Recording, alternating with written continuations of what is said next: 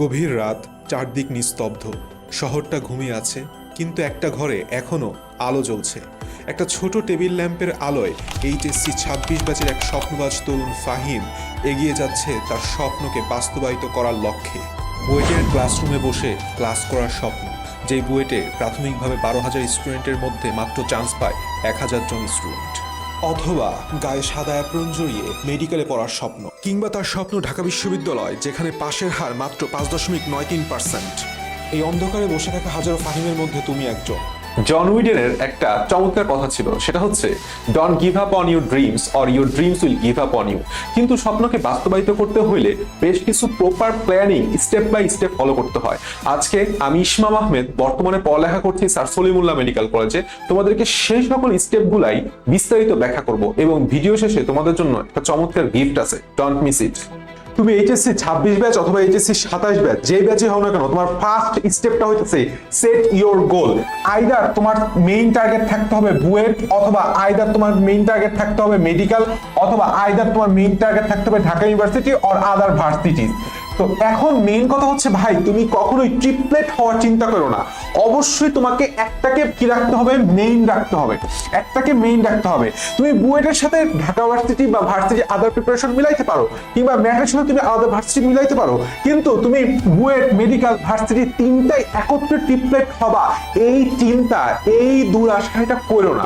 সত্যি অর্থে এটা হচ্ছে দিনের বেলা ঘুমায় ঘুমায় তোমার চোখ বন্ধ না করে তোমার স্বপ্ন দেখা।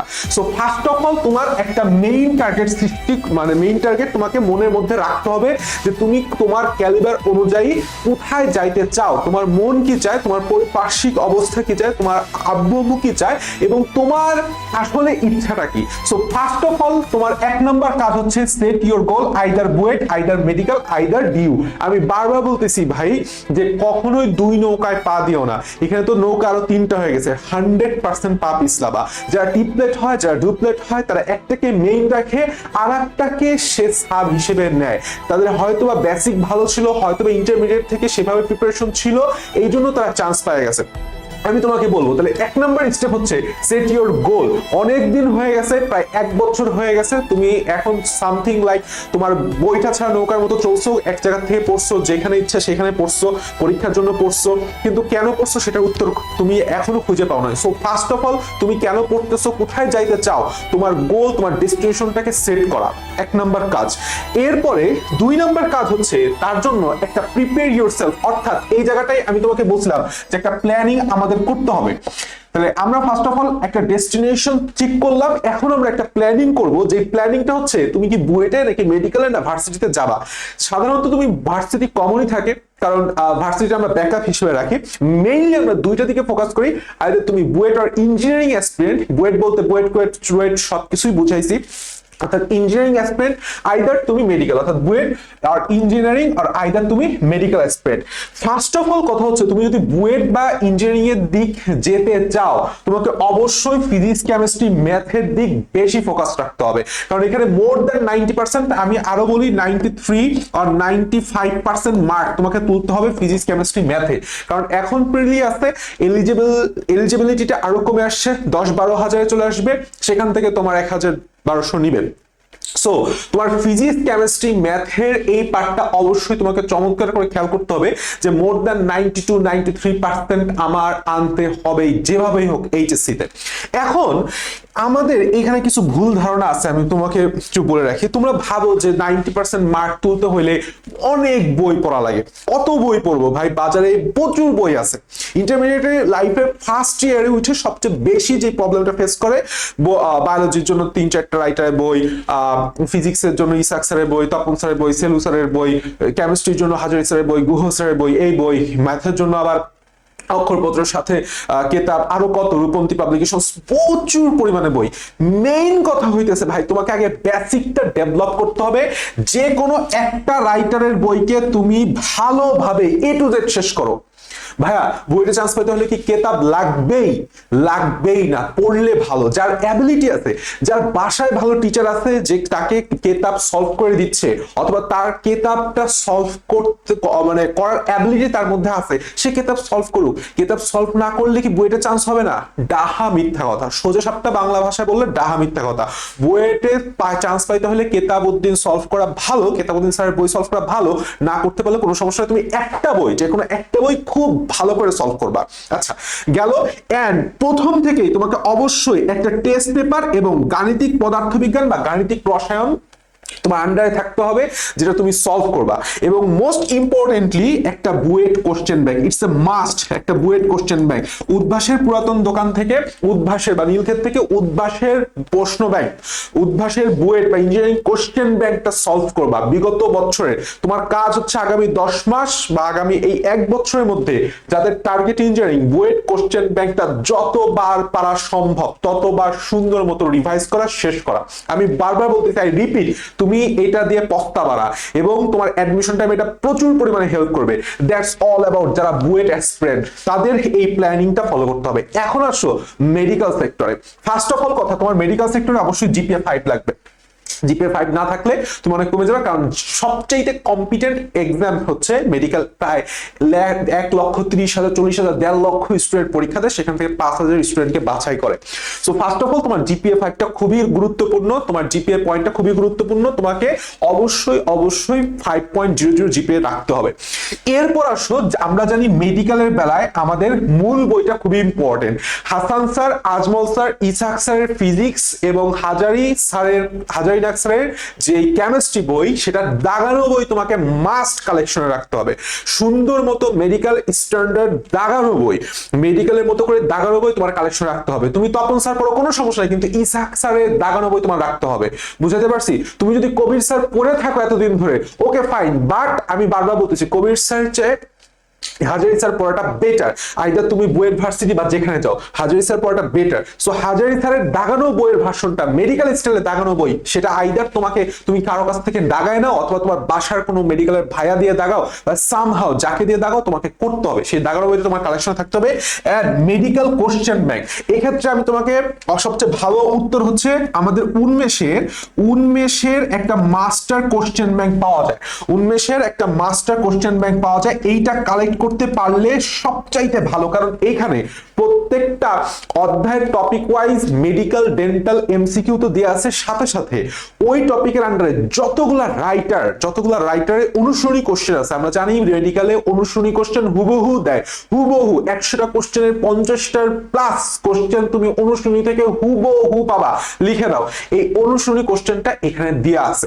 সো দ্রুত সময়ে এই উন্মেষের মাস্টার কোশ্চেন ব্যাংকটা কালেক্ট করো যারা মেডিকেল অ্যাসপিরেন্ট চাও। আমি বারবার বলছি, পস্তাবা না, বরঞ্চ মারাত্মক হেল্প করবে, এবং এটা তোমার এইচএসসি কলেজের যে কোনো পরীক্ষা তোমাকে হেল্প করবে। এন্ড লাস্ট অফ অল, আমরা জানি আমাদের মেডিকেলে 5টা সাবজেক্টের পরীক্ষা দিতে হয়। বায়োলজি 30 মার্ক, কেমিস্ট্রি 25 মার্ক, এবং ফিজিক্স 20 মার্ক, এবং English 15 mark, GK 10 mark. GK নিয়ে এখন টেনশন করো না, জিকে নিয়ে কোনো টেনশন করো না। টেনশন তোমার থাকা দরকার হচ্ছে ইংলিশ নিয়ে, কারণ ইংলিশে 15 মার্ক, হিউজ মার্ক। এবং ইংলিশে মেডিকেল ইংলিশটা পড়ার জন্য ফার্স্ট অফ অল তোমার মেডিকেলের বিগত বছরের কোশ্চেনটা অ্যানালাইসিস করতে হবে। এই কোশ্চেন ব্যাংক দেখে কোশ্চেন অ্যানালাইসিস করতে হবে, এবং সেই অ্যানালাইসিসের ভিত্তিতে তোমাকে একটা বই, আমি লিখছি দেখো, মাস্টার একটা বই পাওয়া যায় বাজারে ইংলিশের, সেটা সলভ করে ফেলাও, এনাফ। আগামী 10 মাসে একটা টার্গেট নাও, আমি মাস্টার সলভ করে ফেলাবো, এনাফ। এবং সব টপিক লাগে না, কোশ্চেন ব্যাংকের কি কি টপিক আছে সেটাও লাগাই দিব, এবং ডেসক্রিপশন বক্সে কোন কোন টপিক আমাদের বা কি কি জিনিস, কি কি বই তোমার বুয়েট, মেডিকেল এবং ডিউতে আমাদের লাগবে, সেটাও একটা লিস্ট আছে, তুমি দেখে নিতে পারো। আচ্ছা, and last of all but not least, সেটা হচ্ছে আদার্স ভার্সিটি এবং ডিউ। অ্যাকচুয়ালি তোমার জিপিএ 5 এখানে ম্যাটার না করলেও করবে, কারণ জিপিএ 5টা তোমার যদি থাকে অবশ্যই সেটা একটা প্লাস পয়েন্ট। যে কোনো একটা রাইটার বই ফলো করো। আমি তোমাকে আরেকটু বলতেছি, উদ্ভাসের ভার্সিটি কোশ্চেন ব্যাংক, এটা একটা চমৎকার বই, তুমি সলভ করো। কাহিনী হচ্ছে অধিকাংশ স্টুডেন্ট এটাকে সাব রাখে। সো তুমি দেখো, তুমি মেডিকেল দাও আর বুয়েট বা ইঞ্জিনিয়ারিং দাও, তোমার বললাম এইটা পড়তে কোনো বেশি সমস্যা হবে না। সো এইটা তুমি সাথে সাথে চালায় যাইতে পারো যদি তুমি আইদার মেডিকেল আর বুয়েট অ্যাসপিরেন্ট হও। সো বাট এইখানে একটা গুরুত্বপূর্ণ কথা আছে, সেটা হচ্ছে মনে রাখবা তুমি এইচএসসি ক্যান্ডিডেট, তুমি কোনো গবেষক না যে তোমাকে এখন গবেষণা, তুমি কোনো ডাক্তার হয়ে যাও না বা ইঞ্জিনিয়ার হয়ে যাও নাই যে তুমি খালি ম্যাথই সলভ করে বসবা, খালি ফিজিক্সই পড়বা, খালি বায়োলজি পড়বা। তুমি ধরো মেডিকেল অ্যাসপিরেন্ট, তুমি খালি বায়োলজি নিয়ে বসে আছো, কেন রে ভাই? তোমার ম্যাথ পড়তে হবে না, তোমার কেমিস্ট্রি পড়তে হবে না, তোমার ফিজিক্স পড়তে হবে না। সো মনে রাখবা তুমি এইচএসসি ক্যান্ডিডেট, এন্ড খুবই গুরুত্বপূর্ণ, এইচএসসি স্ট্যান্ডার্ড পড়াশোনা আমাকে পড়তেই হবে। তুমি ডাক্তারি লাইনে যাও অথবা তুমি ইঞ্জিনিয়ারিং লাইনে যাও, যেখানে যাও তোমার এইচএসসি স্ট্যান্ডার্ড পড়তে হবে। অর্থাৎ ফিজিক্সকে একই সাথে তোমার এইচএসসি স্ট্যান্ডার্ড, বুয়েট স্ট্যান্ডার্ড। ফিজিক্সে আসলে বুয়েট স্ট্যান্ডার্ডটা একটা আদর্শ স্ট্যান্ডার্ড। তুমি যদি বুয়েট ফিজিক্স পারো, তুমি দুনিয়ার সব ফিজিক্স পারবা। কেমিস্ট্রি বেলাও সেম। সো তোমার এইচএসসি স্ট্যান্ডার্ড পড়াশোনা যেন ব্যাঘাত না ঘটে, যে তুমি মেডিকেল প্রিপারেশন নিবা তার জন্য তুমি ম্যাথ ঠিক মতো করবা না, এটা হবে না। এইচএসসির জন্য যে ম্যাথের স্ট্যান্ডার্ডটা বজায় রেখে পড়া জরুরি, সেটা তোমাকে মাস্ট করতে হবে। এন্ড লাস্ট অফ অল, পরীক্ষা বেস পড়াশোনা। তুমি সব কিছু করছো, সব কিছু বাসায় পারো, কিন্তু পরীক্ষার হলে আউটপুট জিরো। এটা আমাদের ফার্স্ট ইয়ার স্টুডেন্টের খুব সমস্যা। আমার ব্যক্তিগত নিজের অনেক সমস্যা হয়েছে যে আমি যে অঙ্ক করে গেছি সে অঙ্ক পারি না। অর্থাৎ পরীক্ষার হলে তুমি কিভাবে পারবা সেটার উপর বেশি ফোকাস দাও। এন্ড লাস্ট অফ অল, আমাদের সবচেয়ে ইম্পর্টেন্ট যে পার্টটা আজকের ভিডিও, সেটা হচ্ছে এক্সিকিউশন। যে আমরা কিভাবে আমাদের প্ল্যানটাকে এক্সিকিউট তথা বাস্তবে পরিণত করব। First of all, analyse yourself. তোমার নিজস্ব একটা অ্যানালাইসিস খুবই এক্ষেত্রে জরুরি। তুমি প্রতিদিন কত ঘন্টা পড়ো? যদি তোমার উত্তর হয় 5 থেকে 6 ঘন্টার কম, ভাই you are in great danger, তুমি মারাত্মক ডেঞ্জারের মধ্যে আসো। এন্ড কত ঘন্টা তোমার নষ্ট হচ্ছে? তুমি কি খেলে নষ্ট করতেছো? তোমার কি যাতায়াতের সময় নষ্ট হচ্ছে, নাকি তোমার মোবাইল টিপে নষ্ট হচ্ছে, বা সামহাউ তুমি কত ঘন্টা টাইম নষ্ট করতেছো? এবং তোমার গ্যাপ ফিল, এই যে 1 বছর, ভাই আমি জানি তুমি বুকে হাত রেখে বলো আর না বলো, তোমার গ্যাপ আছেই।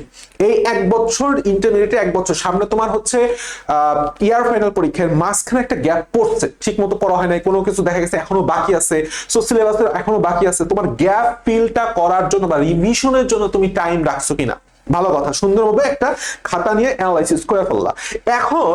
এখন হোয়াট ইউ নিড, তুমি অ্যানালাইসিসের উপর ভিত্তি করে তুমি বুঝবা যে এখন তোমার কি করা প্রয়োজন। আমি বলতেছি 14টা কোর্সে ভর্তি হো না, অনলাইনে যে কোনো একটা সাবজেক্টের জন্য একটা কোর্স, সেটা যে কোনো প্ল্যাটফর্মে হইতে পারে। তুমি বন্দি পাঠশালা বলো, তুমি এসিএস বলো, যেই কিছুই বলো না কেন, তুমি আমাদের কোর্স বলো, যে কোনো জায়গায় যে কোনো একটা কোর্স কিনবা, ঠিক আছে? এরপরে অফলাইনে বেলায় ব্যাচ বলতে আমি তোমাকে বুঝাইছি অফলাইন। অনেকেই আমরা অফলাইনেই পড়ি প্রথম, কারণ আমরা এতদিন অফলাইনে অভ্যস্ত। এখন তুমি চিন্তা করো, তুমি যেই কোর্সটা অনলাইনে করতেছো সেটা আবার অফলাইনে করার তোমার মানে কি? এন্ড আরো স্টুডেন্ট যাদের টাকা পয়সা আছে তারা আবার বাসায় টিচার রাখে। তুমি এক ম্যাথ অনলাইনে করতেছো, ব্যাচে যাইতেছো, আবার বাসায় টিচার রাখছো, তাহলে তুমি ম্যাথের উপর সময় নষ্ট করতেছো।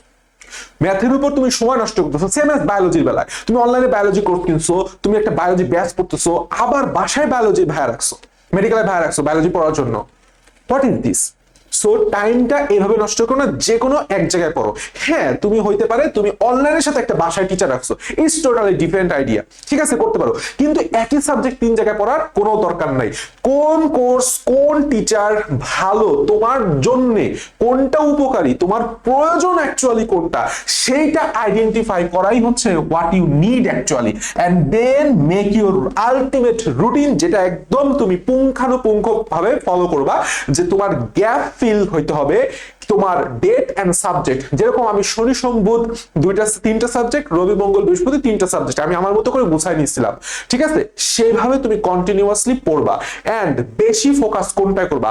অর্থাৎ তোমার এখনো গ্যাপ কোথায় রয়ে গেছে, যেরকম হয়তোবা তোমার বায়োলজিতে গ্যাপ রয়ে গেছে অনেক, কারণ বায়োলজি একটা ভাস্ট সাবজেক্ট, 24টা অধ্যায়। হয়তোবা তোমার ম্যাথে উইকনেস, হয়তোবা তোমার বাংলা বা আইসিটিতে এখনো উইক আসো। সো সেই জায়গায় একটু বেশি ফোকাস রেখে আমাদের রুটিনটা ডেভেলপ করতে হবে। আমি এতক্ষণ ধরে যা বললাম তার সবকিছু সামারি একটা সুন্দরভাবে একটা কথা বলে রাখি। যে কোনো প্রয়োজন, আইদার মেন্টরশিপ অর আইদার তোমার যে কোনো প্রবলেম ফেস হোক, আমি ডিসক্রিপশন বক্সে একটা গ্রুপ এবং চ্যানেল লিংক দিয়ে দিচ্ছি। সেখানে তোমাদের এইচএসসি থেকে শুরু করে অ্যাডমিশন, যত ধরনের গাইডলাইন প্রয়োজন সবকিছুই আমরা ব্যবস্থা করবো ইনশাল্লাহ, ঠিক আছে? এইচএসসি 26 ব্যাচ এবং এইচএসসি 27 ব্যাচ, যারা নতুন ঢুকতেছে এবং যারা নতুন নিউ সেকেন্ড ইয়ার ঢুকতেছো, সবার জন্য শুভকামনা, বেস্ট অফ লাক।